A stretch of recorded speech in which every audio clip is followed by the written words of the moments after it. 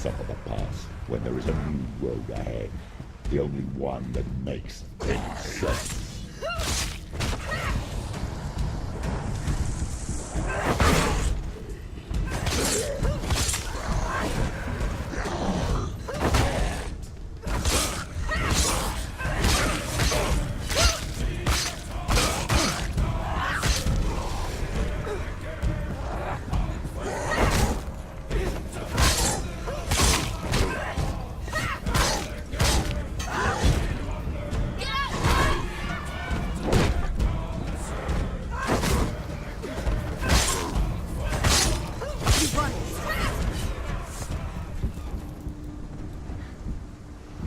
Hellblade: Senua's Sacrifice is the latest offering from Ninja Theory, the makers of such games as Heavenly Sword, Enslaved, and DMC.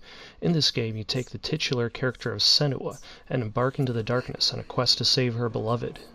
Despite expectations from Ninja Theory, Hellblade is less an action game, and more of a walking simulator that occasionally delves into gameplay. The difference here is that Hellblade is more of a high-concept project for them. You know this because of the warning the game provides before the title even shows up. It lets you know that the subject of the game is psychosis, and even more that experts on the subject of psychosis assisted with the game. It warns people who have experienced or are experiencing psychosis may find the game disturbing, and it advertises a website that will provide phone numbers if you have been affected by playing the game. Also, there is violence. I bring this up for the purposes of discussing the game's attempt at combining concept and gameplay. I think the biggest misconception I had when I started out the game was that this was going to be an action game. There's still action to be had, but a large amount of the game is spent not fighting. The rest of the time is jogging at a brisk pace from one puzzle to the next, listening to the voices in your head.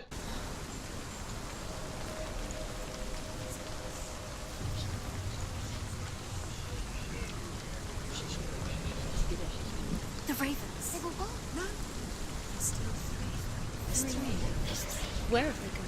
Thank God. She did it. What does it matter? What holds all this together, though, is the performance of Melina Jorgens as Senua. You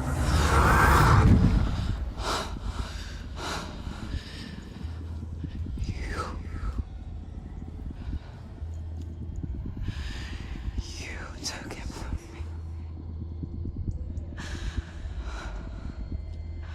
I beg you, let him go.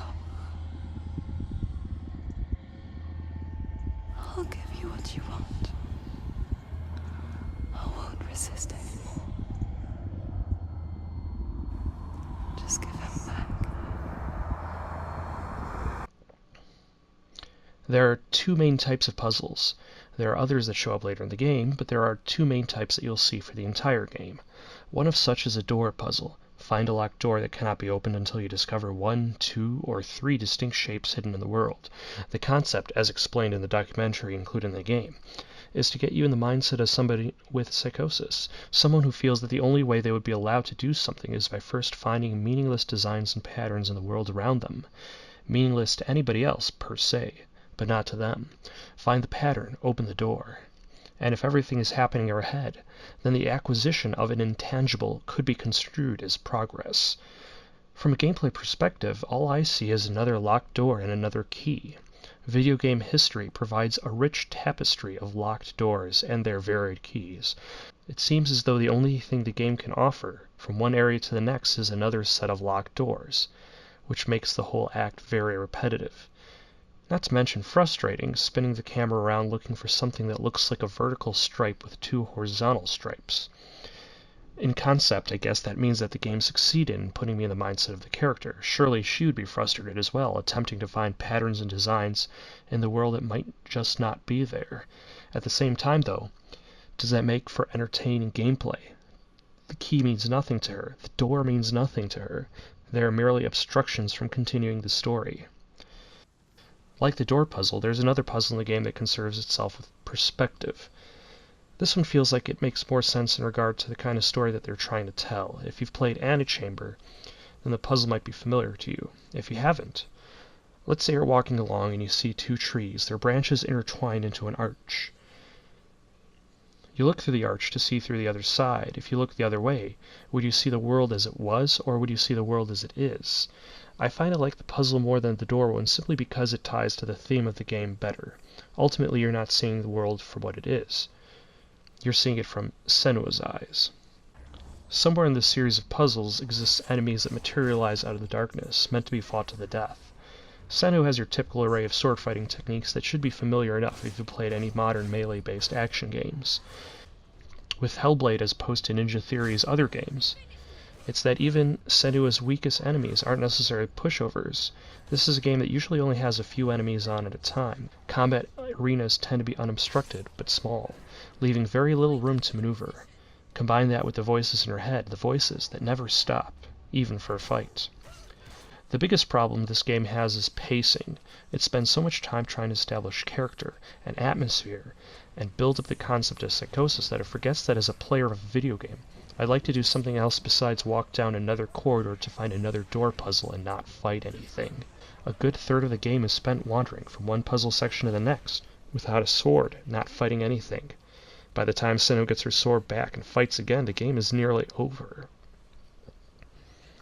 Hellblade is a game I wanted to like more than I did. I'm not saying I didn't like it. It was still interesting even when it wasn't necessarily entertaining.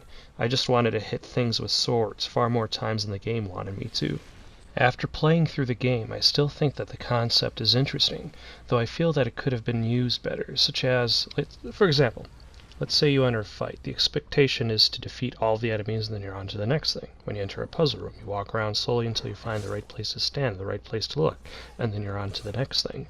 But what if you get into like a fight with a group of bad guys? It's tough, it's strenuous.